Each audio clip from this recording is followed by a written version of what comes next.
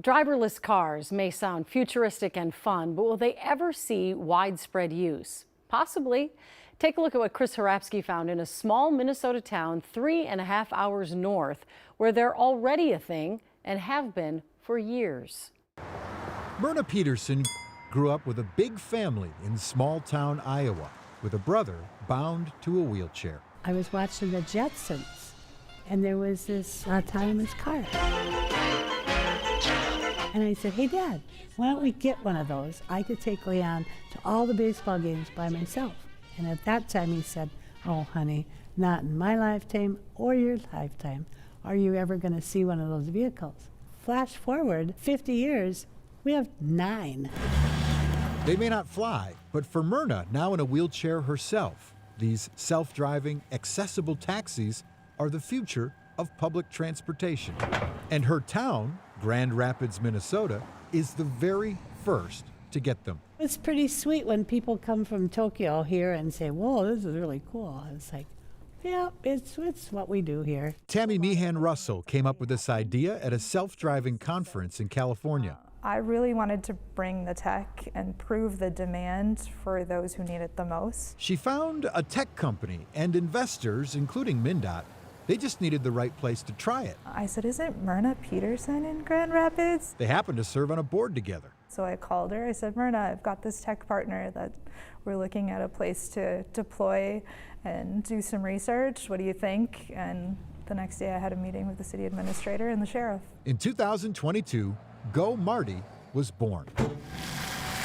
The service offers on-demand rides, kind of like Uber, using vehicles that drive themselves, kind of like Waymo, capable of carrying disabled passengers in winter for free.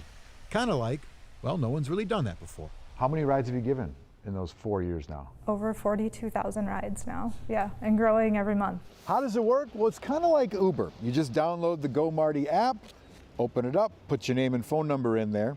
You tell it where you are right now and where you want to go. Instead of going address to address, Go Marty picks you up and drops you off at one of the 100 stops in town, advertised to be within a quarter mile of every address in Grand Rapids. It says finding you the perfect ride.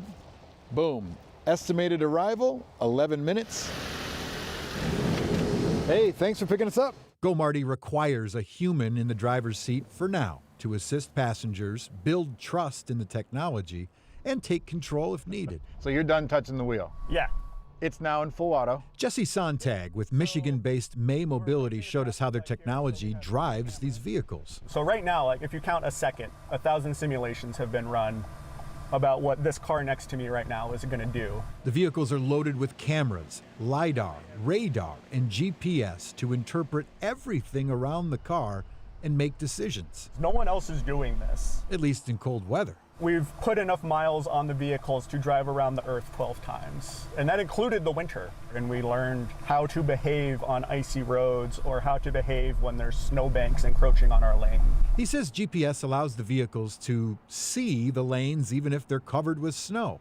The system prioritizing slower speeds in plowed roads. That's kind of the mark of a good autonomous vehicle ride, is it's kind of boring. Boring? Maybe to some. Everyone's like, I wonder where they're going today, or I wonder where so-and-so is taking off to. Go Marty recently extended rides 25 miles outside Grand Rapids to Deer River and the Leech Lake Ojibwe Reservation. Uber doesn't come out to you? No, we don't know what Uber is on the reservation. Transportation is the #1 barrier for our people. So this was like so amazing. Is there like an element of like, take that, Twin Cities?